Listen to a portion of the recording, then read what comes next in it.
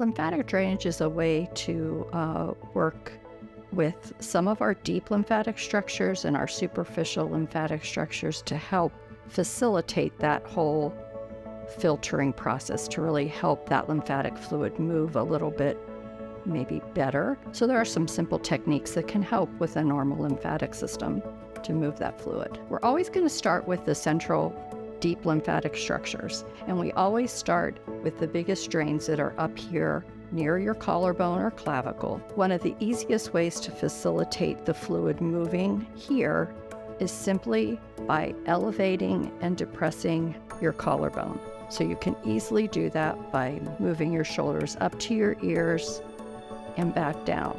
So frequently we'll tell our patients to do some nice shoulder rolls that move your shoulders back or posteriorly, and you pull those shoulder blades together, and that's going to facilitate this duct taking in more fluid.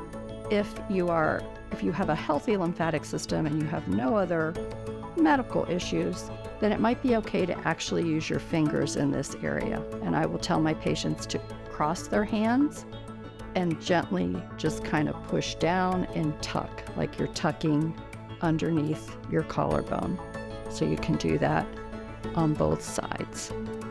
And repetition is good, so always think about maybe 5 to 10 times when you do that.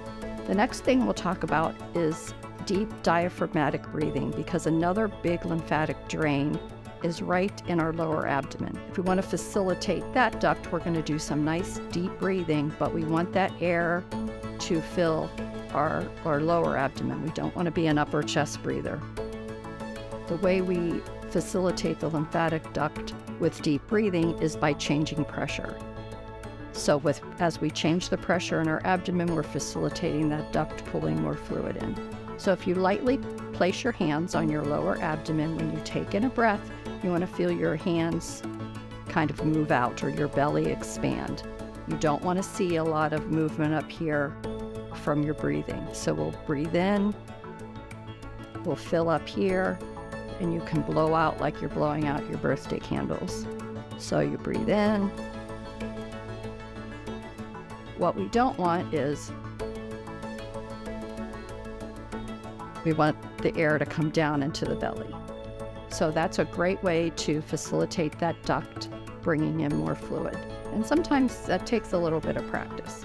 When we do that, and if you get good at it, you can actually apply a little bit of resistance, which will change the pressure even more in your tummy and facilitate that duct doing more work. So when you do that, just as you breathe in, don't push so hard that your stomach can't expand, but you can give it just a little resistance, so you have to push just a little bit harder.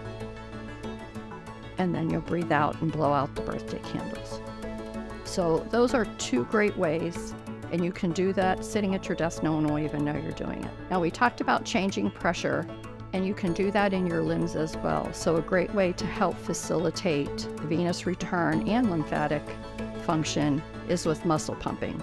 So you can do ankle pumps to help with that return from your legs.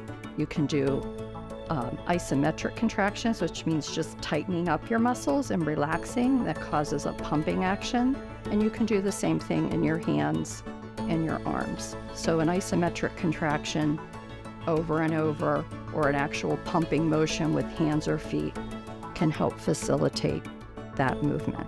And we'll talk about two other techniques. There's two other big groupings of lymph nodes that we typically will work with when we do lymphatic drainage. Those are under your arm and your groin, or the crease of your leg. If you want to facilitate those lymph nodes, you're just going to apply a little bit of pressure and kind of a pumping action. So you can place your hand right in the curve of your armpit, right in that pit, and you're going to gently pump and release. So you'll be gently pushing and then letting go. And you can do that a couple times, 5 to 10 times, and you can do them both together, so this won't take you very long. Then the other place you can do a pumping action is right in the crease of your leg.